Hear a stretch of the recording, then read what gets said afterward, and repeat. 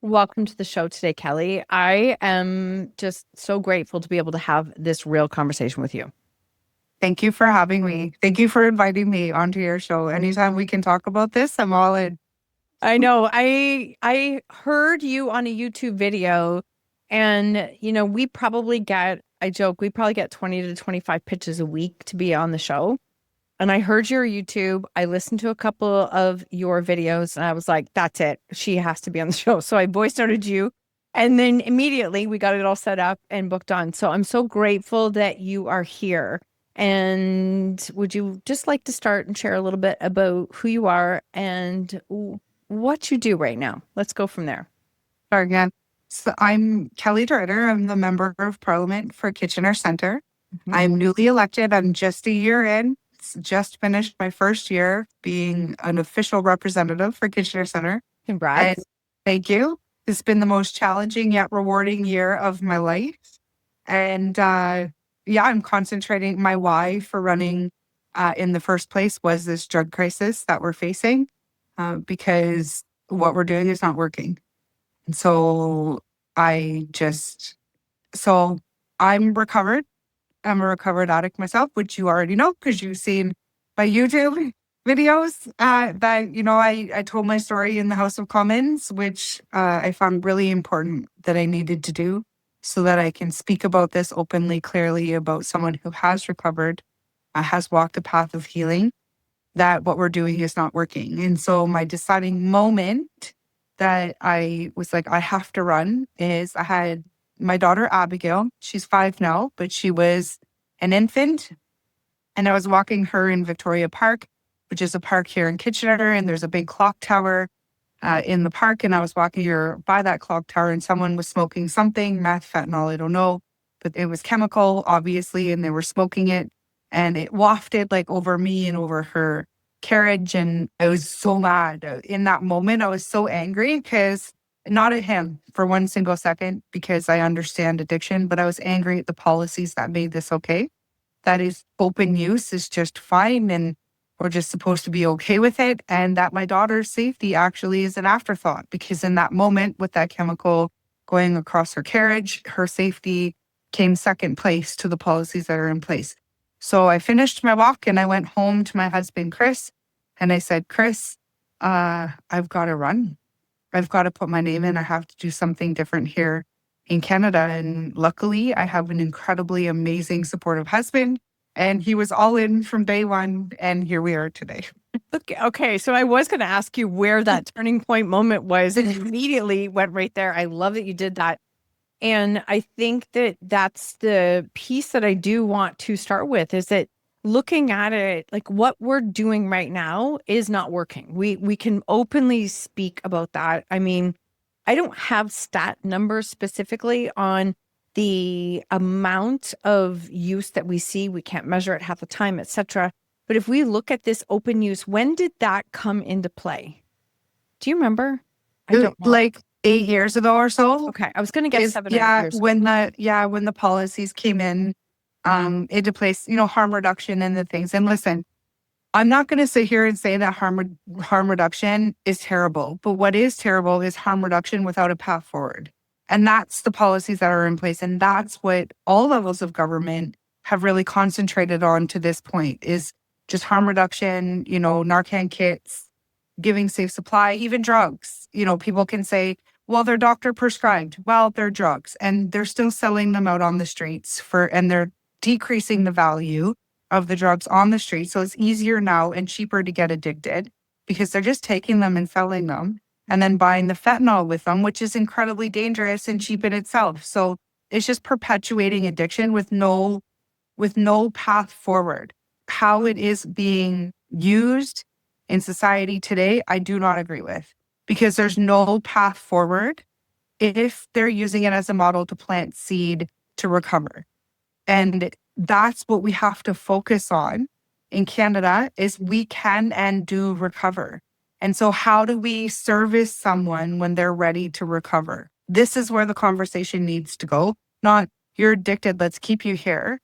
Mm-hmm. You know what? You're addicted, you're running from your trauma, you have something to heal, but here's a path for you to take to walk through that and lead a beautiful life on the other side of it. This is where we need to start concentrating in Canada.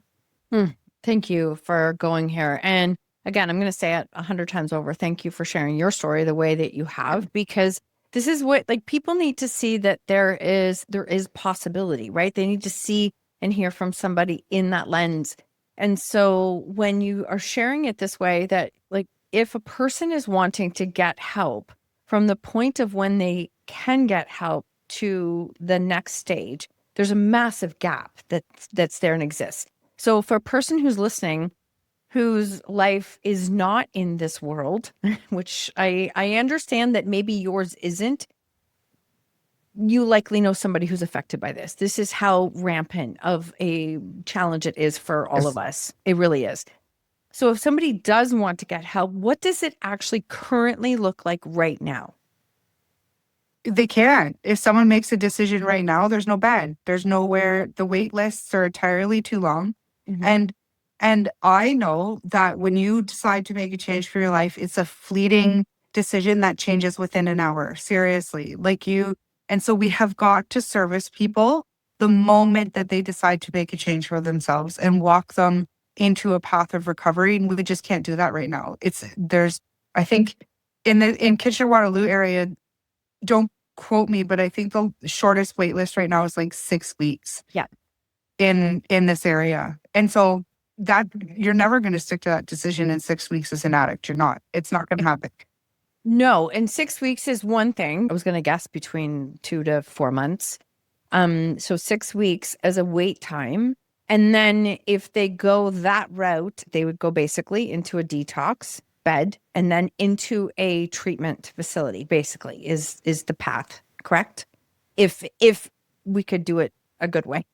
Yeah. So like right now, there really is no structure to even recovery that I can see. You know, we do have, like, the provincial government did put heart hubs in place, which I think are really important. There is one that opened in Kitchener through House of Friendship. They opened up a heart hub, which is focusing on abstinence-based rehabilitation. That is the key here. It has to be abstinence-based because you're not going to heal next to drugs. You're not. Like, it's not going to happen. And so we're starting, on a provincial side of things to start focusing on recovery and eliminating the harm reduction. But so in a perfect world, this is what I would see. And this is just my own opinion, so take it or leave it. Okay, is that we meet people where they're at. That's incredibly important, to meet people where they at, and then plant seeds of, you don't have to live a life of trauma anymore, that there's a beautiful life on the other side of addiction. You just have to heal from your trauma. And yes, it isn't going to be easy, but there's a path for you to do it, and you're going to be supported and you're going to be loved. Meet people where they're at, plant those seeds.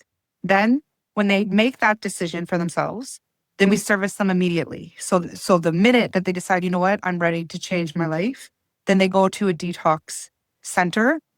And then in that detox center, they have medical care, they have mental health supports, they're stabilized, they go through withdrawal. That's the hardest piece. I've even pitched to the provincial government as well that potentially they could have a loved one could take compassionate care when someone walks into detox, because we can support someone if they're going through cancer.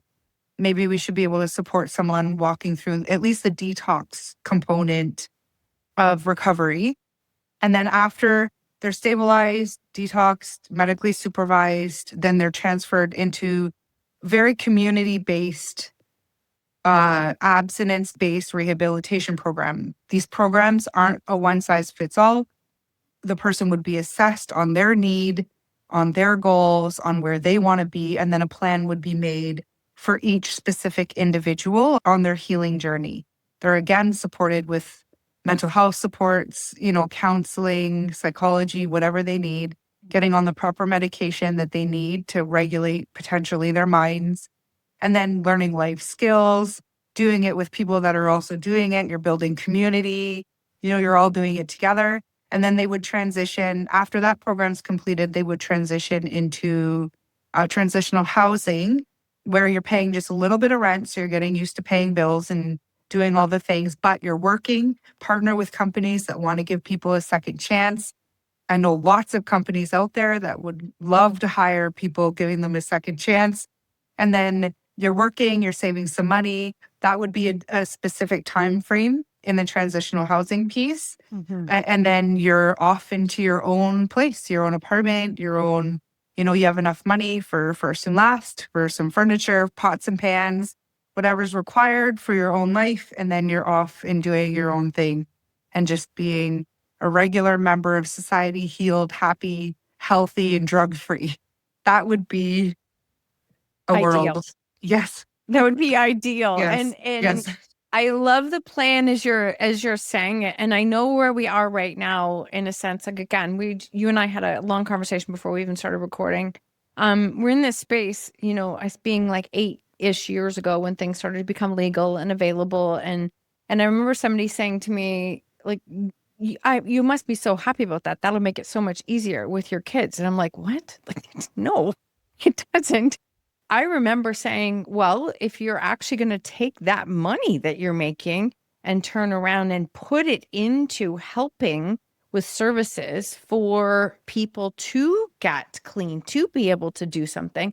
But we all know that's not what we've seen. And so I think there's still a lot of misunderstanding or misconception when it comes to dealing with addiction and what it looks like. And I know that, my family, we are very average looking for what people who do feel that, like, we want to believe it only happens to certain families, and that's not the case.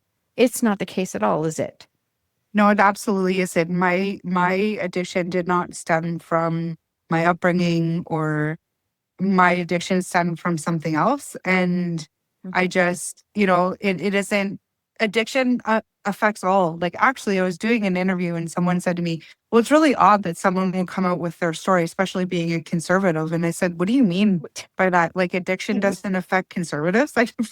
Like doesn't pick and choose. Like, you, I don't even know what to say to that. Weird, I know there's this weird, it's this weird stigma around addiction, and everybody automatically assumes that you don't have family to support you. Everybody automatically assumes that it's a terrible upbringing that led you there. And that isn't always the case. I'm not discrediting those cases because they absolutely do exist. The root cause of all addiction is trauma. We all have our different stories. And what those stories are our own personal trauma that we need to heal from. But the stigma surrounding it isn't always true. And so that's why it's not a one size fits all. That's why it's a very complicated issue. But if we can focus more on the individual and what the individual needs to recover, then we'll have more success through whatever programs we put in place. Thank you for all of that you've shared. What has your experience been like by openly sharing your story? What was it like for you to share? Because I know you said you came home, talked to your husband right away, and it's like, no, I have to do something. Were you surprised by the either feedback, support, or thoughts? What was that experience like for you? Because you're also lighting the way for somebody else who might be listening to this, who says, oh my gosh, like I could change my story from, making decisions, but by you sharing your story, you're opening up so many other possibilities for other people.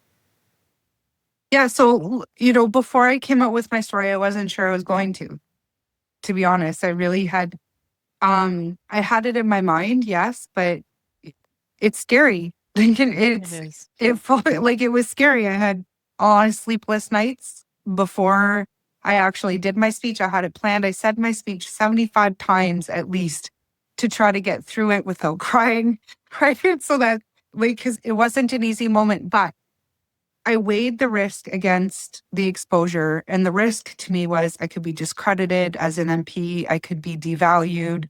I could be looked at differently because I had my own struggles. I could be judged.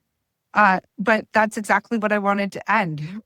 It's the stigma behind it. So I can't hide from that then, and I have to do it. But what gave me a lot of courage to do it, though, was I did sit down with Pierre and told him my story once I was elected. And the support wrapped around that. And he said to me, if you ever want to share, It would be your choice, and I will fully support you. Because I had mentioned I might, like, I don't know. I don't know what I want to do. I don't know what's going to happen. I might. And he said, well, if you choose, just know you'll be supported. So that meant a lot to me to be, I knew that my caucus and my leader would support me in the decision. I knew my husband and my mom would support me in my decision, which is just as important. I had conversations with them as well. And then I decided, in order to end the stigma, I've got to stand in front of it. And so I have to share my story by standing in front of this stigma and saying we can and do recover. And there's a happy, healed, beautiful, big, I'm a member of parliament, big life on the other side of addiction. You just said something there that just hits so like big, is like, in order to end the stigma, you have to stand in front of it. You can't stand behind it. Like that's a mic drop moment. Seriously, that is such a big message. I love that you were supported by so many people, and how, yes, the support is there, and you continued to do this work and be able to, be in a space where you can share. I love that you were supported by Pierre. I think that's fantastic. I really do, because, again, these stories are affecting so many of us that we need people having these real conversations. Something else you mentioned to me earlier was, is it C240? Yeah. Bill C. Can you tell people about that, please? Sure. So the reason actually I decided to share was because I got an opportunity to put in my own private member's bill, which is Bill C240, which is introducing rehabilitation into incarceration. And so what it does is there's programs that exist today for, mental health supports or rehabilitation programs in incarceration, but there's no real accountability for the institutions to like follow a plan that would be required for a specific inmate. So when it becomes judge prescribed, it puts accountability on two sides. It puts it on the institution to provide the supports that are required to complete the plan, but it also, the inmate can choose whether or not to partake in the plan themselves, but the parole board will look at whether or not they have. And so my message is, through this bill, is when you're federally incarcerated, you have 2 years plus a day. Mhm. That's what your charge, you've been found guilty, and your sentence is 2 years plus a day. So if you're going to spend time in jail, that's a significant amount of time in jail. If you're going to spend that time there, why not focus on yourself? Why not get a different skill set? Why not get your education? Why not heal your trauma and, walk through the supports you need to heal that trauma? And then when you come out, you can potentially have a different life for yourself. And so why not, instead of just serving time to serve time, why don't you serve time and focus on yourself? And so that's the goal of this bill, is to have people break their cycle, turn their life around. And when they're able to come out, that they do something different. Thank you for sharing this. And I feel like you caught almost a gap that I'm almost shocked it wasn't there. So rehabilitation in incarceration was not something that was, say, not judge ordered before then, or not accountable for it to happen. So we're almost listening to this and I'm like, how is that not done before? Like, I don't even understand how that would not have been. So thank you for seeing that and for bringing that. So what's involved with bringing this bill forward and actually getting things in place for it to happen, or is it happening now? Yeah, so I've tabled the bill, and we've already walked through second hour of debate. So what that means is, once it goes through second hour of debate, that it actually gets a vote in the House. Okay. It passed unanimously in the House of Commons, all parties. It passed unanimously, and now it's going to be reviewed in committee. It's going to justice. They're going to scrutinize it. There might be some amendments to it, and then it'll come back to the House, and then we'll debate again, and then we'll have another vote. And then that process happens again, and then it goes to the Senate if it passes. And then once it goes to the Senate, the same process happens there. And then if it passes the Senate, it comes back, and then it'll get royal assent, and it'll become law. Okay, thank you, because I had no idea. It's a process. I figured it was a process, but I do feel like you found a gap in a sense that like that is something that if a person is incarcerated, how can we ensure that they're also having like an opportunity to come out on the other side to be able to become a part of society in some way, shape, Yeah. or form? Yeah, absolutely. So since it passed the House first stage unanimously, I have a lot of hope that it's going to go the full way. We'll see, we'll see what happens, but I'm going to keep hope that it's going to go the distance. And it was a really good indicator for me. I also think that there's temperature for change in government. I really do. Everybody can look around and see that this just is not working. Every single community, there's 343 seats in the House. And I don't think that one person who holds one seat in that House can't walk out into their community and see that we're getting impacted by the policies that are in place today. So I think there's temperature for change. It's just not working. We have to do something different. Very well said. Temperature for change. I was trying to figure out the best way to say it. You are correct because, like, in my opinion, we just didn't see this even 8 years ago. Like before No. COVID, not to this degree, not even close to this degree. And I know all cities have it. I know that that's not a we have a certain area here in Kitchener that it's rampant and it is definitely an issue. So I think there comes time that I'm an entrepreneur, so I always look at things through the lens of like a business owner, that I have to audit my stuff on a regular basis, what's working, what's not. And sometimes it's very obvious that something's not working and needs a different solution. So along that same lines, I'm not making light of it, but I'm saying what you're doing is you're looking at it, right? And saying that you're right, we don't have to. We were in Europe 2 years ago in Finland, of all places. And we were there, it was like, okay, so what is happening here that's not happening at home? Because we were there for 10 days and I saw one person that I think might have been homeless. I'm not sure, but there was no encampments, nothing. So I'm like, we're not doing something right at home. That I can say for certain. I don't have the full answers, but as somebody who witnesses it and sees it and somebody who lives it in our own family, it's not working. Yeah, absolutely. It's just not working.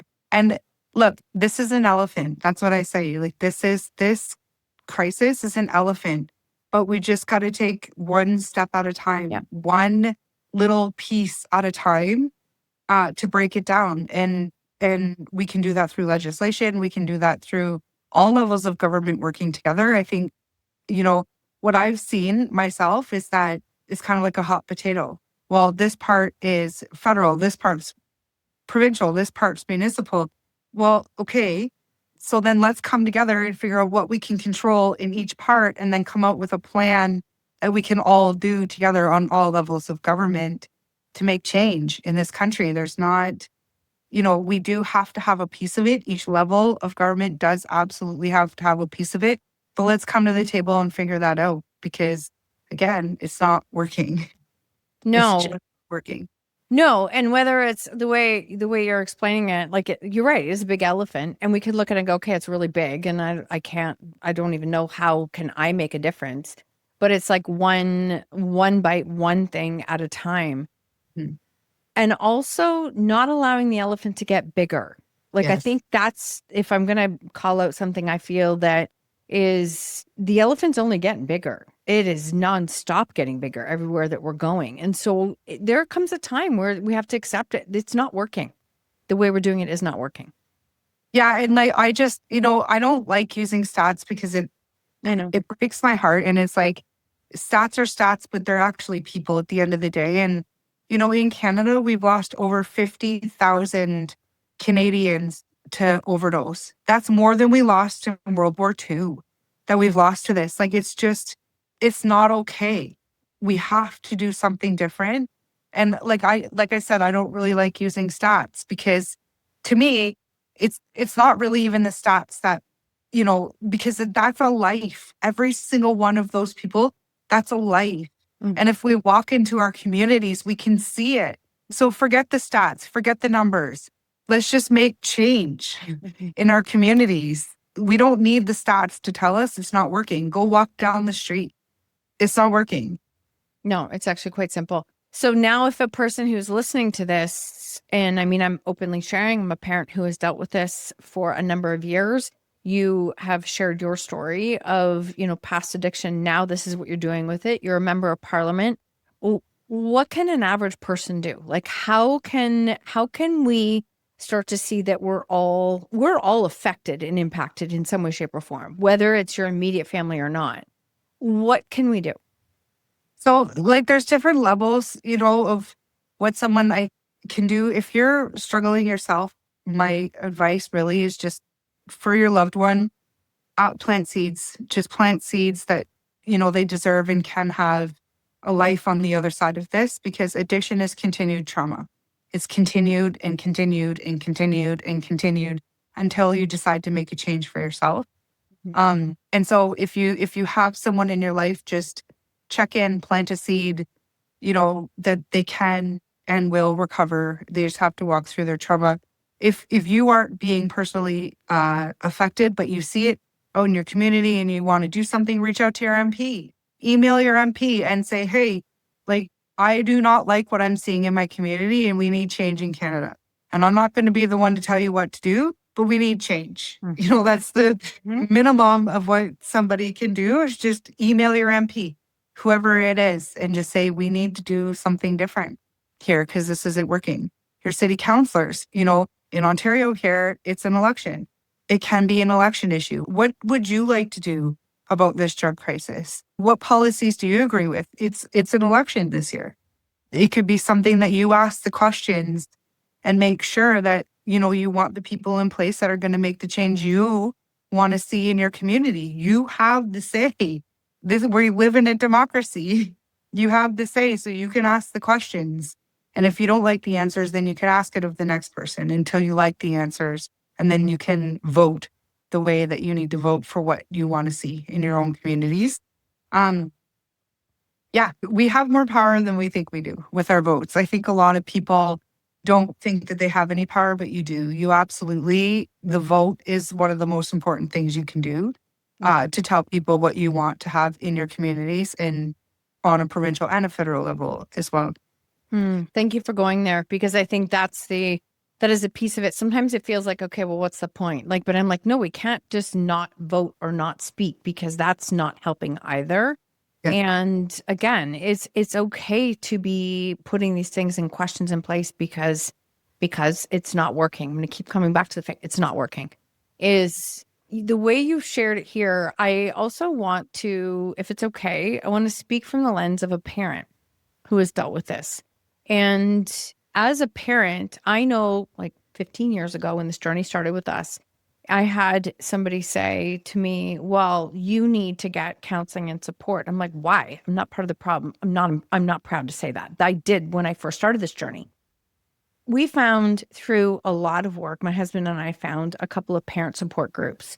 So if a parent is listening to this and you have struggled, it is so worth it to learn how to help navigate a journey that is difficult, that is not easy, because it helped us in ways that it's taken us a number of years to be able to communicate, to handle. What are the boundaries? Even when you're talking about planting seeds, I will openly say I still send my son messages. I don't hear from him, but I still send him and let him know I'm still like, I love you. And I believe in you, but I don't hold anything to that. I just want him to know. And so I feel like, as a parent, if you're listening to this and you have kids are in these areas, I know it feels very helpless and that there's nothing that you can do. But this is what some of the work looks like, is being able to do that work on yourself, for yourself, so that you can continue to maybe release some of the shame that goes with the story, which also helps everyone. Absolutely. Like, my mom and I have had really open conversations about what her life looked like while I was in addiction, and, her sleepless nights and praying and just asking for guidance and protection for me on those nights that she didn't know where I was, and what she had to walk through. And yeah, if anybody needs support, just reach out into your community. You'll find support out there. And there should be no shame on any parent. And like, that's part of this stigma is there shouldn't be any shame on parents where their children are walking through this. It was my choice. And that's something that you have to acknowledge as an addict. It was my choice. It was my choice. My choices led me to where I am. And they've also led me to where I am today by making a choice for change. And so all of our trauma is different. All of our stories are different. But you choose the life you're in. At the end of the day, you do. And you have to make that choice for yourself. And so, yeah, my mom, she had a lot of guilt for a lot of years over, the path that I had walked. And I had to tell her, Mom, it had nothing to do with you. It literally had nothing to do with you. It had everything to do with me and my choices. And then eventually I apologized, of course, for, what I put her through in all those years. And and we can openly discuss it now and be okay. That's awesome. Honestly, it is. I think I can't remember exactly how my husband says it, right? It's a family disease. It's not and family it affects a lot of us. It's not one person. And so whatever your family might look like, but it is. And going to some of those spaces, I'll tell you, the first time we walked into a parents group, I bet you at least 13 plus years ago, the first time we walked in, I was so afraid of like the shame piece. And I had carried a lot of shame because I just couldn't understand what I did wrong. That's what I felt. And when we went to this parent group, I remember walking in, it was like a Tuesday night in one location that I could have picked out of probably 10 that were running. And the room was packed. And that was a moment of, I went, whoa, this is like, whoa, this isn't just a me problem. Like I thought it was. And so by getting into some of those situations, you can open up and be able to see that you're not alone in the journey. And at the same time, if you're feeling a lot of shame from other people as a parent, then go into these rooms because you're going to find your people. Like that's where I started to find my people, was in rooms that I wasn't expecting. My people didn't come from immediate family in the beginning because it was just too big of a story, too hard, and nobody knew what to say. It came from people who were walking in it at the same time. They got Absolutely. It. Yeah. And that's some of the things too the messaging that I want to send people is that like some people don't have family and some people don't have supports. And those stories are out there too. Absolutely. Those people are out there too. But when you walk into your healing journey, you will find your people. You will find your people and they will be with you and they will be your family. That's part of the messaging. Don't let it stop you because you think you have no one today, because you will find your people. Thank you for going there. Thank you for going there because I feel like that is so important. When I hear you speak and what you're doing, you are really working to change like the narrative of addiction and really trying to change the whole story. And that can impact so many people along this process. And I thank you for sharing the way that you have. Is there anything else you want the average person who's listening to this to know, to hear, anything that you want to leave them as a message that is important to you? I guess two things. Number one is that people can and do recover, and when they make the choice to do so for themselves. And so that's how I'd love for people to start considering addiction moving forward, is focusing on recovery, not keeping people in the clutches of addiction just because they're addicted and so they're addicted, let's keep them there. No, let's find a path to recovery. That's, the first piece. And the second piece is, if anybody happens to be listening to it that doesn't want to take that first step, just take the step.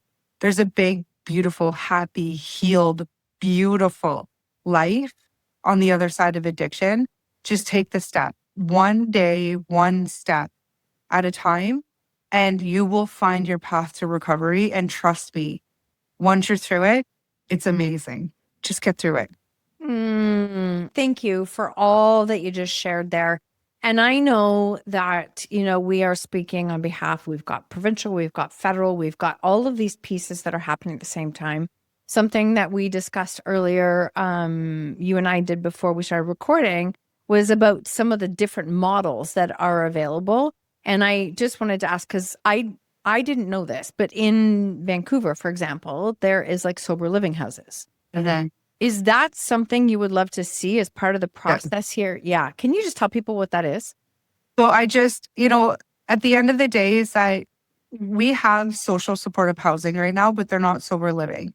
And so there's a couple of things with that I personally disagree with. Number one is if someone's on disability or, a senior, that we're seeing more and more seniors in today's day and age needing supportive housing, which is incredibly unfortunate in itself. But seniors are needing the supportive housing, and then they need to feel safe and secure in these houses. But when there's drug use and these other things happening, that's not okay. It's not okay to have both of these lives in coexistence together, because this isn't a life that those people had chosen. So they shouldn't be subjected to have to live in it. Number one. And number two, like I said before, you cannot heal when drugs are in front of you. You can't. It's impossible. You do not have the strength in the beginning to make that choice for yourself if it's continually placed in front of you. I relapsed 13 years after I became sober because it was literally in front of me. Luckily, I had enough healing and enough time that the next morning was more shameful for me, honestly, than anything else. And I was never going there again.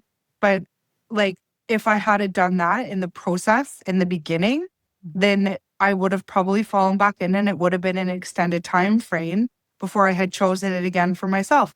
So like, you cannot have drugs present when people need to heal. And this lifestyle, this is a dangerous lifestyle. Again, it's wrapped in trauma. There's different things happening besides just drug use that is a part of this lifestyle that people who don't choose it shouldn't be subject to, because they need those same social supports.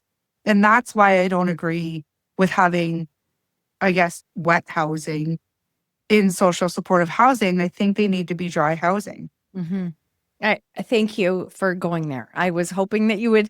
I'm glad that you did. And just again, for being so honest and sharing that, you can't heal when there are drugs there. That is not going to, and it's not a case of willpower, of ability. No. It's none of those things, right? It's none of those things.